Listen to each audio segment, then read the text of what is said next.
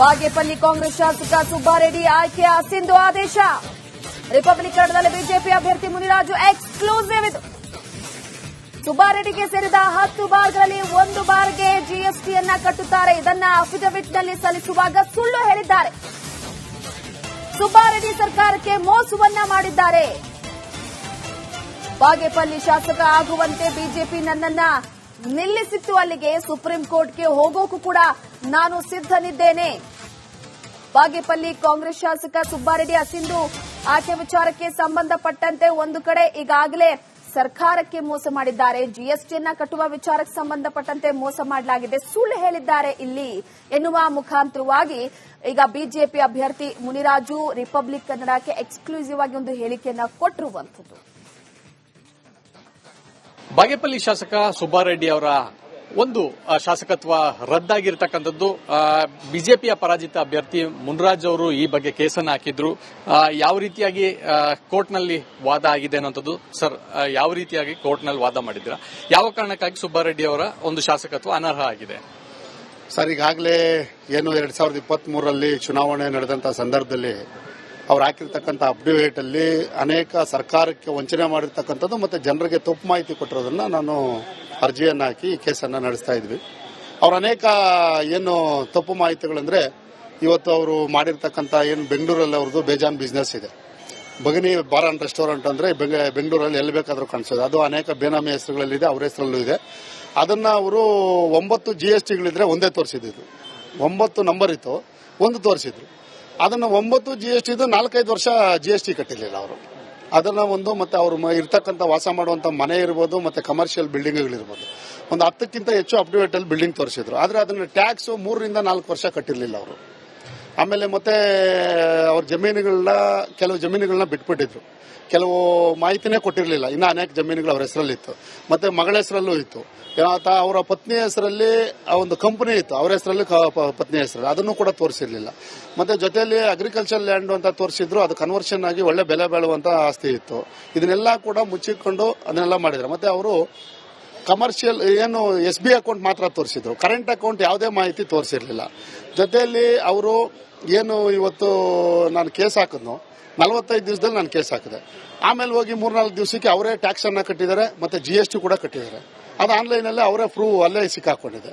ಈ ರೀತಿ ನ್ಯಾಯಾಲಯದಲ್ಲಿ ನಾವು ಎಳೆಯಾಗಿ ಎಲ್ಲ ಇಟ್ಟಿದ್ದಕ್ಕೆ ನಾವೆಲ್ಲ ಕೂಡ ಸಂಪೂರ್ಣವಾಗಿ ಮಾಹಿತಿಯನ್ನ ಇಟ್ವಿ. ಅವ್ರನ್ನೂ ಕರೆದು ಎಲ್ಲ ಮಾತಾಡಿ ಎಲ್ಲ ಆರ್ಗ್ಯುಮೆಂಟ್ ಕೂಡ ಆಯ್ತು. ಅವ್ರು ಕ್ರಾಸ್ ಮಾಡಿದಾಗ ಕೂಡ ನಾನೇನೋ ಬಿಸಿ ಇರ್ತೀನಿ, ನಾನು 1000 ಕೋಟಿ ವ್ಯವಹಾರ ಮಾಡುವಾಗ ಸಣ್ಣ ಪುಟ್ಟ ತಪ್ಪಾಗ್ಬಿಡುತ್ತೆ ಅಂತ ಕೂಡ ಅವರೇ ಒಪ್ಕೊಂಡ್ರು. ಅದರಿಂದ ಇವತ್ತು ನ್ಯಾಯಾಲಯದಲ್ಲಿ ನ್ಯಾಯಾಧೀಶರು ತಪ್ಪು ಸಣ್ಣದು ಮಾಡಿದ್ರು ಒಂದೇ, ದೊಡ್ಡದು ಮಾಡಿದ್ರು ಒಂದೇ ಅಂತ ಹೇಳ್ಬಿಟ್ಟು ಇವತ್ತು ಏನು ಸರ್ಕಾರಕ್ಕೆ ಅವ್ರು 106 ಕೋಟಿ ಮೋಸ ಮಾಡಿದ್ರು ಅದನ್ನ ಇವತ್ತು ಸಂಪೂರ್ಣವಾಗಿ ಮನಗಂಡು ಇವತ್ತು ಅವ್ರನ್ನ ಸಂಪೂರ್ಣವಾಗಿ ವಜಾ ಮಾಡಿದ್ರು. ಈಗ 2.5 ವರ್ಷ ಮುಗಿದಿದೆ, ಇನ್ನು ಉಳಿದಿರ್ತಕ್ಕಂಥದ್ದು ಇನ್ನು ಕೇವಲ 2.25 ವರ್ಷ. ಈ ಸಂದರ್ಭದಲ್ಲಿ ಯಾವ ರೀತಿಯಾಗಿ ನೀವು ಶಾಸಕರಾಗಿ ಚುನಾವಣಾ ಆಯೋಗಕ್ಕೆ ಹೋಗ್ತೀರಾ, ಅಥವಾ ಹೇಗೆ ಮೇಲ್ಮನವಿ ಏನಾದ್ರು ಹೋಗ್ತೀರಾ, ಕೊಡ್ಲೇಬೇಕು ಅನ್ನೋಂತ ಕಾರಣಕ್ಕೆ? ನೋಡೋಣ, ಈಗ ನಮ್ಮ ಹೈಕಮಾಂಡ್ ಹತ್ರ ಮಾತಾಡಿ, ನಾವೆಲ್ಲ ನಮ್ಮ ವರಿಷ್ಠ ಹತ್ರ ಮಾತಾಡ್ತೀನಿ, ಮತ್ತೆ ನಮ್ಮ ಏನು ಸೀನಿಯರ್ ಅಡ್ವೊಕೇಟ್ ಇದ್ರೆ ಅವರೆಲ್ಲ ಕುತ್ಕೊಂಡು ಕಾನೂನಿನಲ್ಲಿ ಯಾವ ರೀತಿ ಮುಂದಕ್ಕೆ ಹೋಗ್ಬೇಕು ಅಂತ ಅದನ್ನ ಸಂಪೂರ್ಣವಾಗಿ ನಾವು ಚರ್ಚೆ ಮಾಡಿ ಆಮೇಲೆ ಮುಂದಕ್ಕೆ ಹೋಗ್ತೀವಿ. ನಾನು ಅಲ್ಲಿ ಜನ ಕೂಡ ಬಯಸಿರೋದು ಮುನಿರಾಜ್ ಅವರು MLA ಆಗಲಿ ಅಂತ. ಅವ್ರ ಆಸೆ ಈಡೇರ್ಸಕ್ಕೆ ನಾನು ಏನೇನು ಪ್ರಯತ್ನ ಮಾಡಬೇಕು ಎಲ್ಲ ಮಾಡ್ತೀನಿ. ಅದು ಈಗೇನು ಕೋರ್ಟ್ ಆದೇಶ ಮಾಡಿದೆ ಅದ್ರ ಮೇಲೆ ಎಲೆಕ್ಷನ್ ಬಂದ್ರು ಅದನ್ನ ಫೇಸ್ ಮಾಡಕ್ಕೂ ನಾವು ರೆಡಿ ಇದ್ದೀವಿ. ಮತ್ತೆ ನಮ್ಮ ಹೈಕಮಾಂಡ್ ಆದೇಶದ ಮೇಲೆ ನಾವು ಯಾವ ರೀತಿ ಫೇಸ್ ಮಾಡಬೇಕು ಅನ್ನೋದನ್ನ ಮಾಡೇ ಮಾಡ್ತೀವಿ. ಮತ್ತೆ ಕಾನೂನು ಹೋರಾಟದಲ್ಲಿ ಏನೇನು ಅವಕಾಶ ಇದೆ ಅದನ್ನೆಲ್ಲ ನಾನು ಹೋರಾಟ ಮಾಡ್ಲಿಕ್ಕೆ ನಾನು ರೆಡಿ ಇದ್ದೀನಿ. ಇದಿಷ್ಟು ಮುನಿರಾಜು ಅವರ ಮಾತು. ಕ್ಯಾಂಪರ್ಸನ್ ಮಧು ಜೊತೆ ಚಂದ್ರಶೇಖರ್, ರಿಪಬ್ಲಿಕ್ ಕನ್ನಡ, ಬೆಂಗಳೂರು. ಬಾಗೇಪಲ್ಲಿ ಕಾಂಗ್ರೆಸ್ ಶಾಸಕ ಸುಬ್ಬಾರೆಡ್ಡಿ ಆಯ್ಕೆಯ ಸಿಂಧು ಆದೇಶ. ರಿಪಬ್ಲಿಕ್ ಕನ್ನಡದಲ್ಲಿ ಬಿಜೆಪಿ ಅಭ್ಯರ್ಥಿ ಮುನಿರಾಜು ಎಕ್ಸ್ಕ್ಲೂಸಿವ್ ಇದು.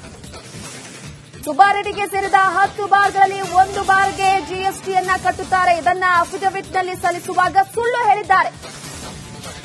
ಸುಬ್ಬಾರೆಡ್ಡಿ ಸರ್ಕಾರಕ್ಕೆ ಮೋಸವನ್ನ ಮಾಡಿದ್ದಾರೆ.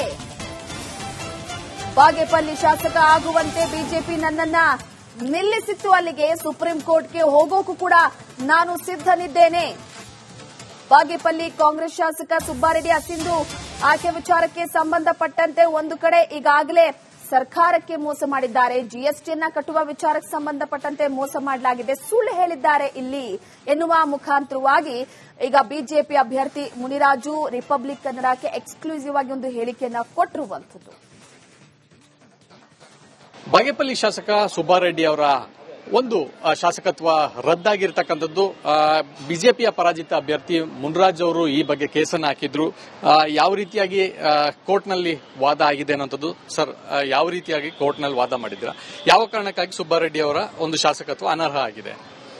ಸರ್, ಈಗಾಗಲೇ ಏನು 2023ರಲ್ಲಿ ಚುನಾವಣೆ ನಡೆದಂತ ಸಂದರ್ಭದಲ್ಲಿ ಅವ್ರು ಹಾಕಿರ್ತಕ್ಕಂಥ ಅಫಿಡವಿಟ್ ಅಲ್ಲಿ ಅನೇಕ ಸರ್ಕಾರಕ್ಕೆ ವಂಚನೆ ಮಾಡಿರ್ತಕ್ಕಂಥದ್ದು ಮತ್ತೆ ಜನರಿಗೆ ತಪ್ಪು ಮಾಹಿತಿ ಕೊಟ್ಟಿರೋದನ್ನ ನಾನು ಅರ್ಜಿಯನ್ನು ಹಾಕಿ ಈ ಕೇಸನ್ನು ನಡೆಸ್ತಾ ಇದ್ವಿ. ಅವ್ರ ಅನೇಕ ಏನು ತಪ್ಪು ಮಾಹಿತಿಗಳಂದ್ರೆ, ಇವತ್ತು ಅವರು ಮಾಡಿರ್ತಕ್ಕಂಥ ಏನು ಬೆಂಗಳೂರಲ್ಲಿ ಅವ್ರದ್ದು ಬೇಜಾನ್ ಬಿಸ್ನೆಸ್ ಇದೆ. ಬಗನಿ ಬಾರ್ ಅಂಡ್ ರೆಸ್ಟೋರೆಂಟ್ ಅಂದ್ರೆ ಬೆಂಗಳೂರಲ್ಲಿ ಎಲ್ಲಿ ಬೇಕಾದ್ರೂ ಕಾಣಿಸೋದು, ಅದು ಅನೇಕ ಬೇನಾಮಿ ಹೆಸರುಗಳಲ್ಲಿದೆ, ಅವ್ರ ಹೆಸರಲ್ಲೂ ಇದೆ. ಅದನ್ನ ಅವರು 9 GSTಗಳಿದ್ರೆ ಒಂದೇ ತೋರಿಸಿದ್ದು, 9 ನಂಬರ್ ಇತ್ತು, ಒಂದು ತೋರಿಸಿದ್ರು. ಅದನ್ನ 9 GST 4-5 ವರ್ಷ GST ಕಟ್ಟಿರಲಿಲ್ಲ ಅವರು. ಅದನ್ನ ಒಂದು ಮತ್ತೆ ಅವರು ಇರ್ತಕ್ಕಂಥ ವಾಸ ಮಾಡುವಂತ ಮನೆ ಇರ್ಬೋದು ಮತ್ತೆ ಕಮರ್ಷಿಯಲ್ ಬಿಲ್ಡಿಂಗ್ಗಳಿರ್ಬೋದು, ಒಂದು 10ಕ್ಕಿಂತ ಹೆಚ್ಚು ಅಫಿಡವಿಟ್ ಅಲ್ಲಿ ಬಿಲ್ಡಿಂಗ್ ತೋರಿಸಿದ್ರು. ಆದ್ರೆ ಅದನ್ನ ಟ್ಯಾಕ್ಸ್ 3-4 ವರ್ಷ ಕಟ್ಟಿರಲಿಲ್ಲ ಅವರು. ಆಮೇಲೆ ಮತ್ತೆ ಅವ್ರ ಕೆಲವು ಜಮೀನುಗಳನ್ನ ಬಿಟ್ಬಿಟ್ಟಿದ್ರು, ಕೆಲವು ಮಾಹಿತಿನೇ ಕೊಟ್ಟಿರಲಿಲ್ಲ. ಇನ್ನು ಅನೇಕ ಜಮೀನುಗಳು ಅವ್ರ ಹೆಸರಲ್ಲಿ ಇತ್ತು, ಮತ್ತೆ ಮಗಳ ಹೆಸರಲ್ಲೂ ಇತ್ತು. ಅವರ ಪತ್ನಿ ಹೆಸರಲ್ಲಿ ಒಂದು ಕಂಪನಿ ಇತ್ತು, ಅವರ ಹೆಸರಲ್ಲಿ ಪತ್ನಿ ಹೆಸರಲ್ಲಿ, ಅದನ್ನು ಕೂಡ ತೋರಿಸಿರ್ಲಿಲ್ಲ. ಮತ್ತೆ ಜೊತೆಯಲ್ಲಿ ಅಗ್ರಿಕಲ್ಚರ್ ಲ್ಯಾಂಡ್ ಅಂತ ತೋರಿಸಿದ್ರು, ಅದು ಕನ್ವರ್ಷನ್ ಆಗಿ ಒಳ್ಳೆ ಬೆಲೆ ಬಾಳುವಂತ ಆಸ್ತಿ ಇತ್ತು. ಇದನ್ನೆಲ್ಲ ಕೂಡ ಮುಚ್ಚಿಕೊಂಡು ಅದನ್ನೆಲ್ಲ ಮಾಡಿದ್ರು. ಮತ್ತೆ ಅವರು ಕಮರ್ಷಿಯಲ್ ಏನು SBI ಅಕೌಂಟ್ ಮಾತ್ರ ತೋರಿಸಿದ್ರು, ಕರೆಂಟ್ ಅಕೌಂಟ್ ಯಾವುದೇ ಮಾಹಿತಿ ತೋರಿಸಿರ್ಲಿಲ್ಲ.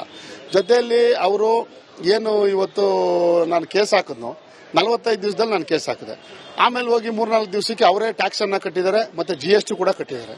ಅದು ಆನ್ಲೈನ್ ಅಲ್ಲೇ ಅವರೇ ಪ್ರೂವ್ ಅಲ್ಲೇ ಸಿಕ್ಕಾಕೊಂಡಿದೆ. ಈ ರೀತಿ ನ್ಯಾಯಾಲಯದಲ್ಲಿ ನಾವು ಎಳೆಯಾಗಿ ಎಲ್ಲ ಇಟ್ಟಿದ್ದಕ್ಕೆ ನಾವೆಲ್ಲ ಕೂಡ ಸಂಪೂರ್ಣವಾಗಿ ಮಾಹಿತಿಯನ್ನ ಇಟ್ವಿ.